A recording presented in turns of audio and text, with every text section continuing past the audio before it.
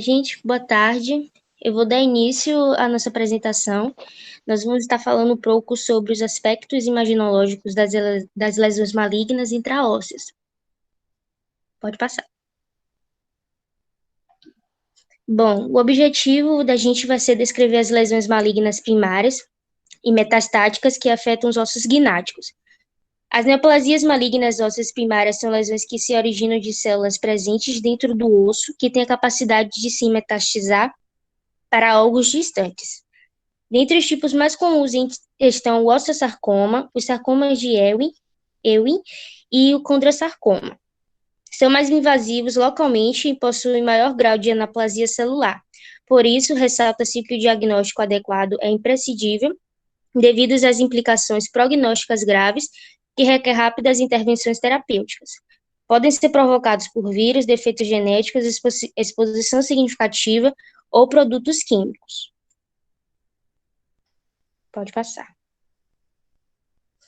Eu vou dar início, Michele que está falando, eu vou dar início ao osteosarcoma, e ele é uma neoplasia maligna de células mesenquimais, então ele vai ter uma capacidade de produzir ossimaturo, ou seja, produzir matriz óssea, e devido a essas células mesenquimais, que têm propriedades similares às das células-tronco, ele vai ter, que é encontrado na medula, pode ocorrer algum erro de DNA dessas células, e assim elas começam a se multiplicar, ou então, e a transformação maligna delas também.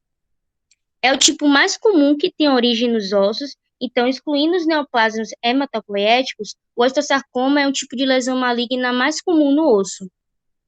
O maior número de casos é de origem medular, então, geralmente, ele é de origem medular justamente por ter uma concentração dessas células mesenquimais, mas pode ocorrer em pequeno número também em justa cortical e raramente extraesquelética. 5% ocorre nos ossos gnáticos, então o osteosarcoma ele vai estar atingindo a mandíbula e a maxila, e ainda assim é mais comumente na mandíbula, concentrando-se no corpo mandibular, e sendo seus sítios de predileção a sínfise, né, o ângulo mandibular, o ramo mandibular e a ATM, que é a articulação temporomandibular. Se afetar a maxila, os sítios de predileção vão ser o rebordo alveolar e o seio maxilar. Além de surgir também diversas situações clínicas que eu vou estar falando mais para frente.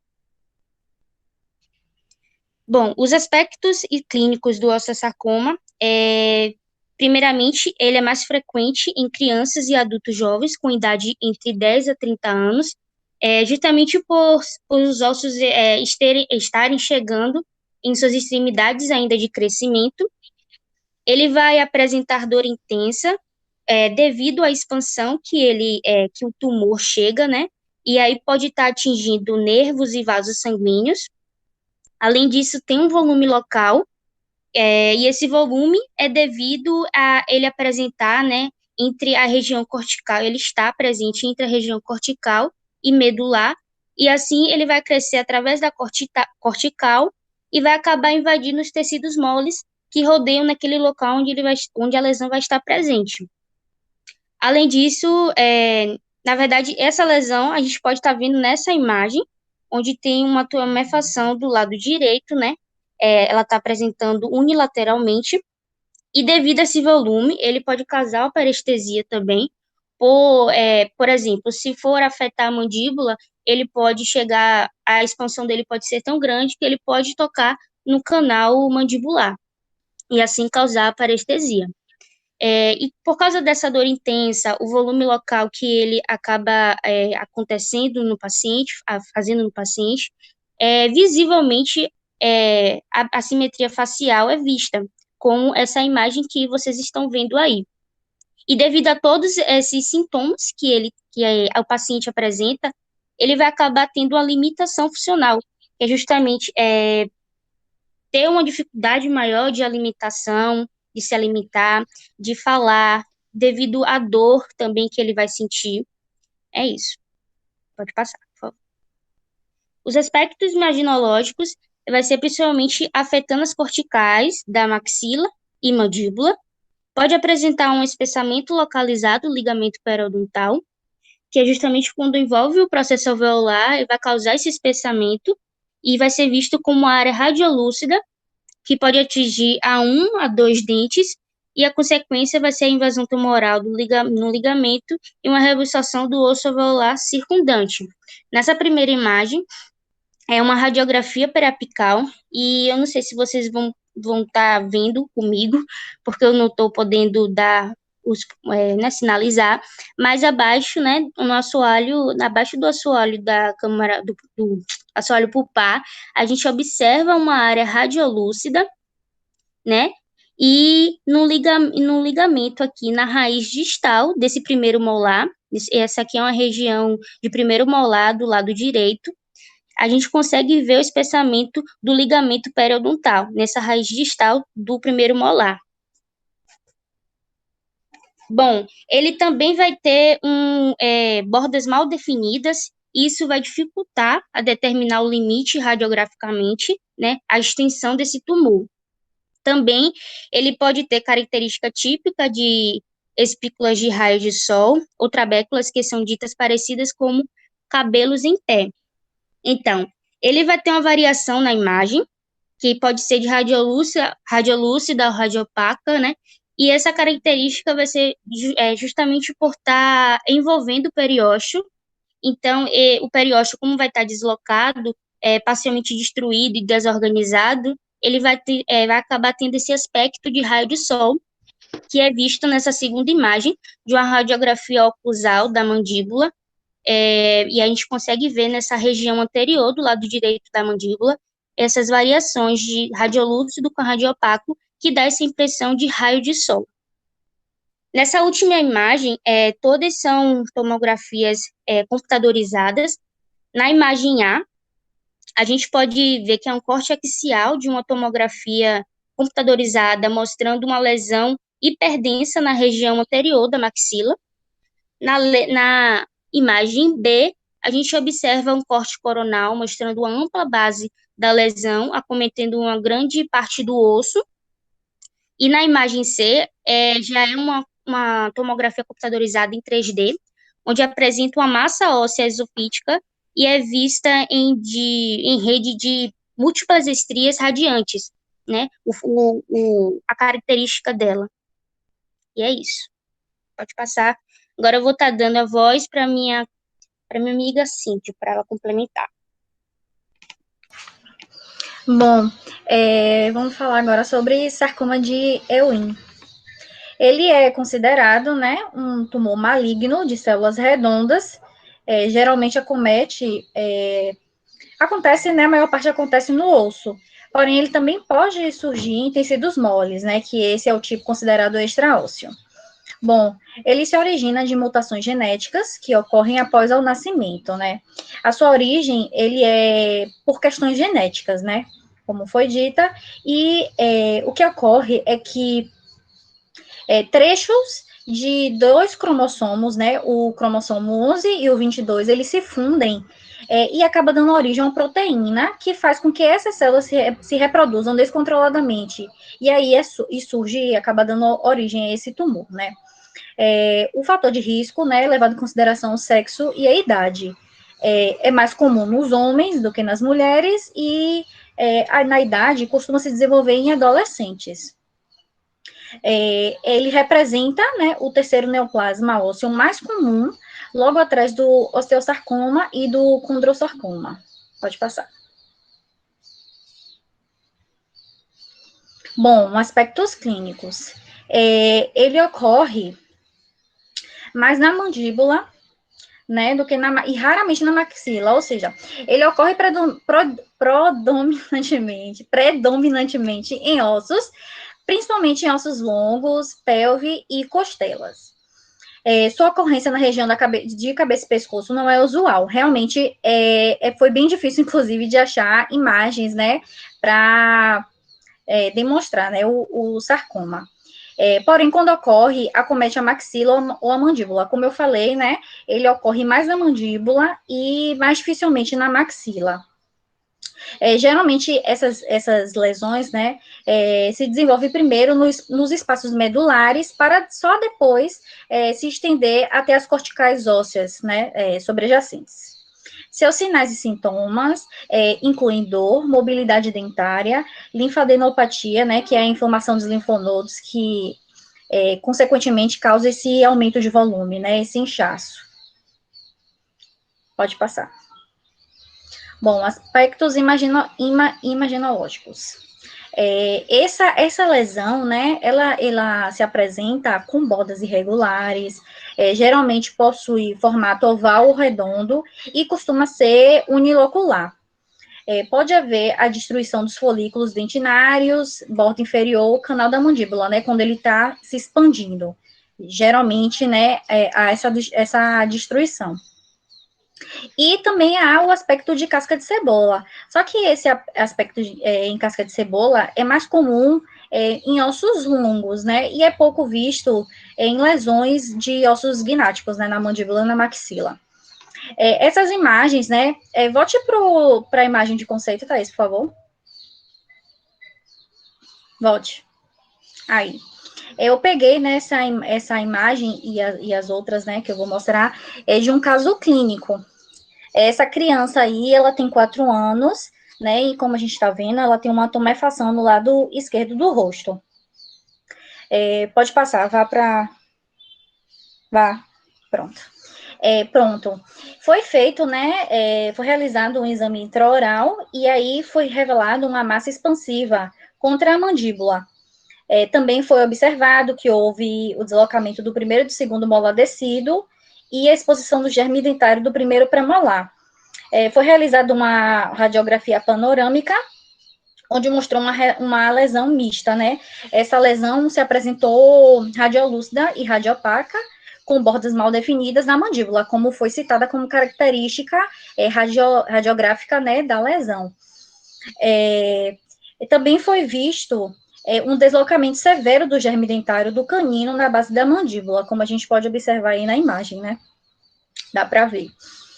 Para ter uma visão melhor, foi feita uma tomografia tridimensional, que é essa imagem C. E aí a gente observa, né, uma massa que está destruindo o ramo da mandíbula, né?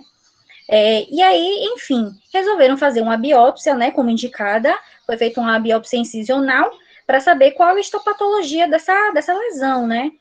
E foi observado nela células com núcleos arredondados, que também é característica, né, desse sarcoma. Enfim, assim houve a confirmação do diagnóstico, né, sarcoma de Ewing, onde iniciaram uma quimioterapia na paciente, mas no final das contas ela acabou falecendo, né. Pronto, é só isso mesmo, não pode passar. Dá a palavra para Tiago agora. Olá, tudo bem? Então, agora eu vou falar do carcinoma metastático em ossos gnáticos. Diferente das outras lesões já apresentadas, não é lesão primária. É uma lesão que se desenvolve a partir de uma metástase intersecundária. É a forma mais comum de câncer de origem não óssea que envolve o osso.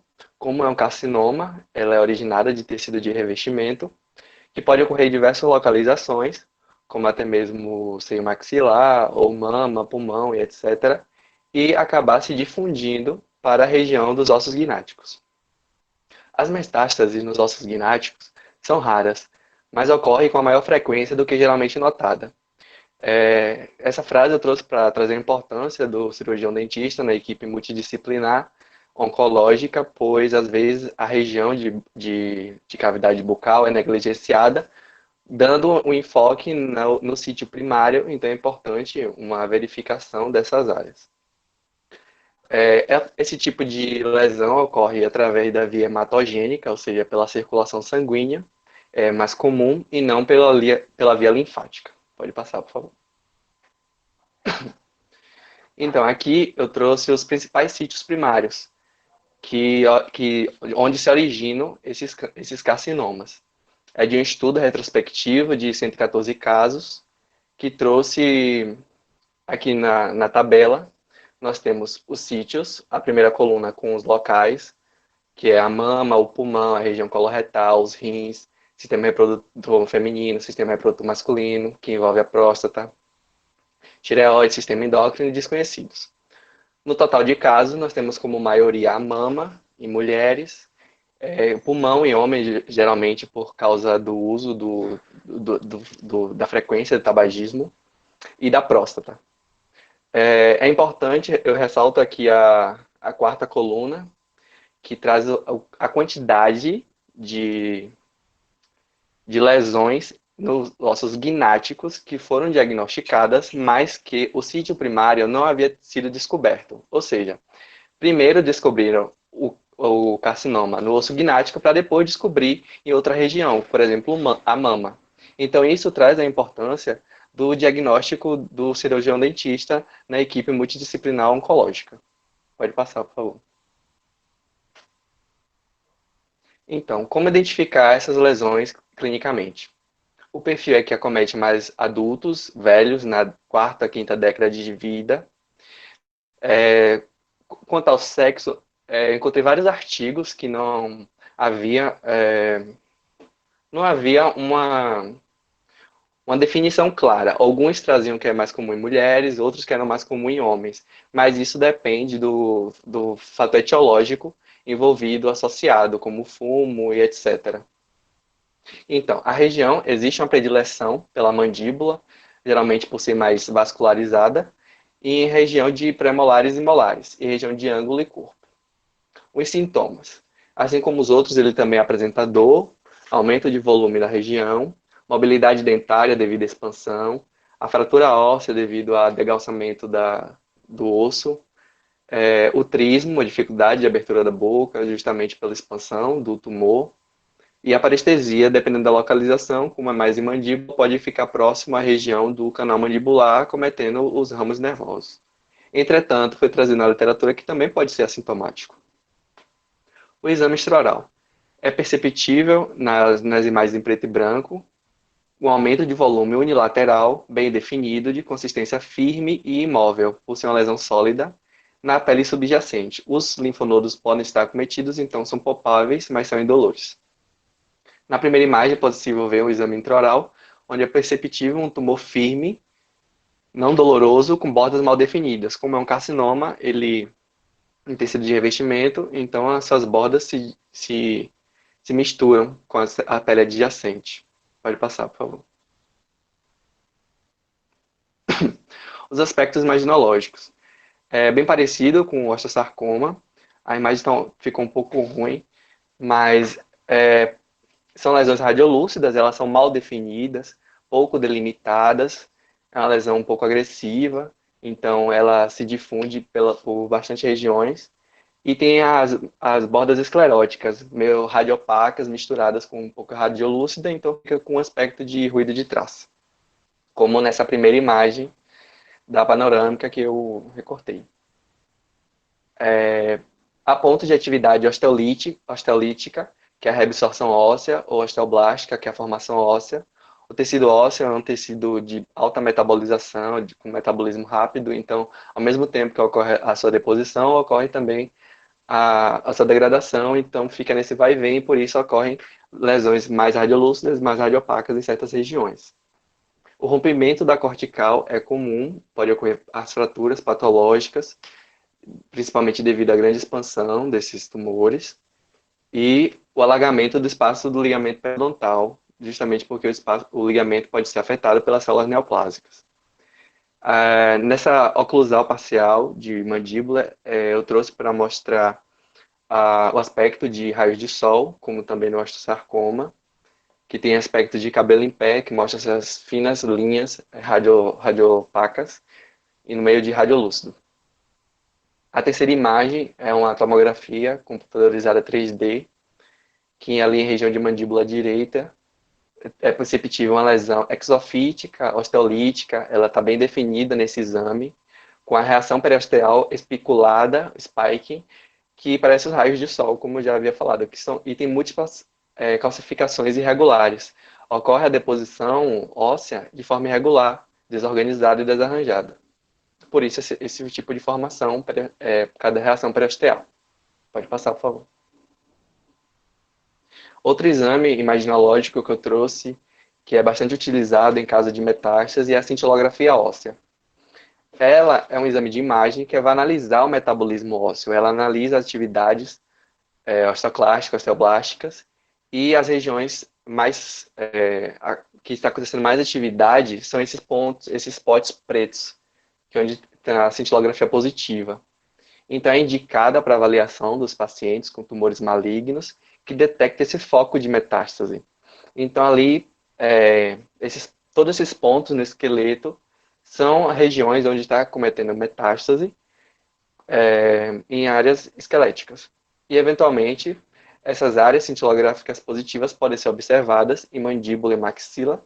Não são muito comuns, mas pode acontecer desses pacientes, levantando a suspeita de um tumor metastático. Então, é possível ver ali na região da cabeça, em maxila, um ponto enegrecido, na região esquerda, que fica evidente a metástase ali naquela região. Pode passar. Outro tipo de neoplasia maligna que pode acometer os ossos gnáticos de forma secundária é o carcinoma espinocelular, CSC. É o carcinoma epidermoide, o carcinoma de células escamosas. É uma neoplasia maligna que vai se originar do epitélio de revestimento da boca e vai representar 90% das neoplasias malignas da boca e cerca de 40% dos tumores de cabeça e pescoço. Que fatores estão associados à origem desse tipo de neoplasia?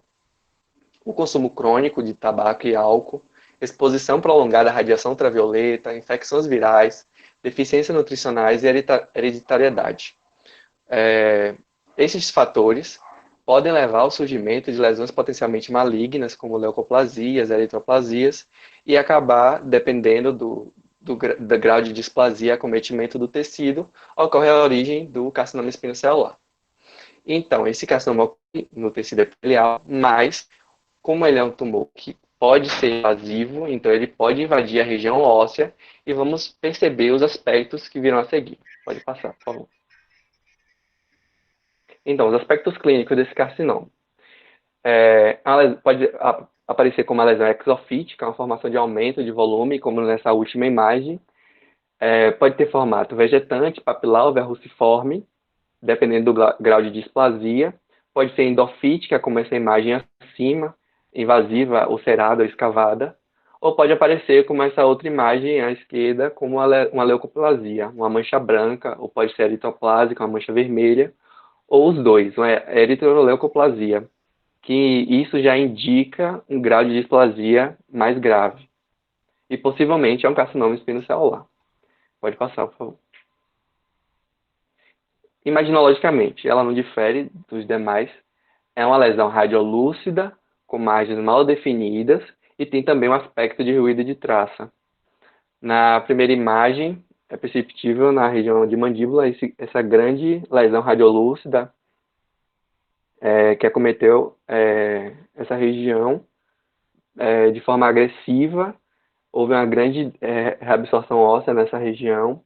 E embaixo também, na região de mandíbula também, do dente do 43 ao 36, uma lesão radiolúcida com bordas mal definidas. Pode passar, por favor.